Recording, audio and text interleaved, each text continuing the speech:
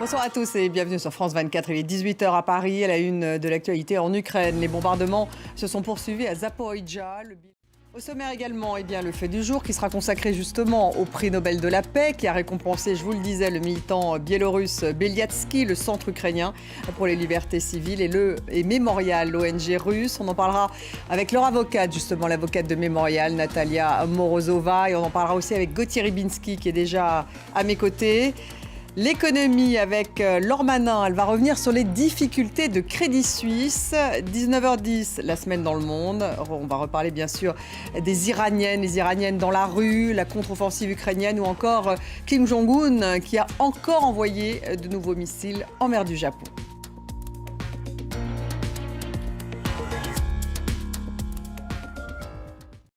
Avec l'Ukraine où les bombardements se sont encore poursuivis, notamment à Zaporijjia. Le bilan est maintenant de 11 morts selon le gouverneur local. Dans la région de Donetsk, un autre territoire annexé par Moscou, au moins 14 personnes ont été tuées. Merci Mélina. Mélina Huette en direct du Donbass en Ukraine. Le prix Nobel de la paix a récompensé, je vous le disais en titre, un trio de représentants des sociétés civiles d'Europe de l'Est, le militant biélorusse Alex Bialiatski, l'ONG russe Mémorial, mais aussi le Centre ukrainien pour les libertés civiles. Un prix donc fort en symbole. Le comité Nobel a d'ailleurs appelé à la libération de Bialiatski. Valériane Gauthier.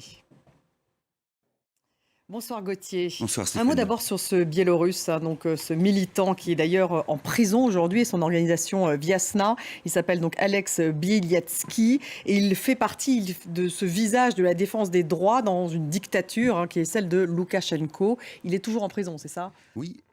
Natalia Morozova, vous avez rejoint, merci d'être avec nous, avocate de l'ONG Mémorial. Mémorial, donc, on le disait avec Gauthier, donc, qui est l'une des ONG qui a reçu donc, le Nobel de la paix. Vous les représentez en France. C'est une association qui, en fait, travaillait en Russie essentiellement sur les victimes de l'époque stalinienne. Poutine a fait dissoudre cette organisation un peu avant la guerre. D'abord, votre réaction après cette annonce du Nobel ? Moi, personnellement, j'étais très émue. Merci beaucoup, Gauthier. À Prague, la communauté politique européenne est donc née. 44 dirigeants qui se sont retrouvés dans la capitale tchèque dans un format inédit. Emmanuel Macron a rappelé que la CPE, comme on l'appelle, était un rassemblement beaucoup plus large que l'Union européenne avec 17 pays invités. Dans le reste de l'actualité internationale, la Thaïlande, toujours sous le choc après la tuerie perpétrée dans une crèche au nord du pays. Tuerie qui a fait 36 morts, dont 24 enfants. Le roi s'est rendu dans un hôpital où sont soignés les blessés. C'est une visite exceptionnelle qui scelle une journée de recueillement. Nicolas Chamontin et Johanna Citruc. Haïti a décidé de faire appel à une assistance militaire de la communauté internationale alors que le pays, vous le savez, fait face à une très grave crise humanitaire. Le blocage du port principal par des gangs entraîne des pénuries dans l'ensemble du pays. En France, difficile encore pour de nombreux automobilistes de trouver de l'essence. Des files d'attente aux stations-service se sont formées très tôt ce matin. Le gouvernement a affirmé que la situation allait s'améliorer dans les prochains jours. Vous allez regarder tout de suite ce reportage de Mathias Barrois.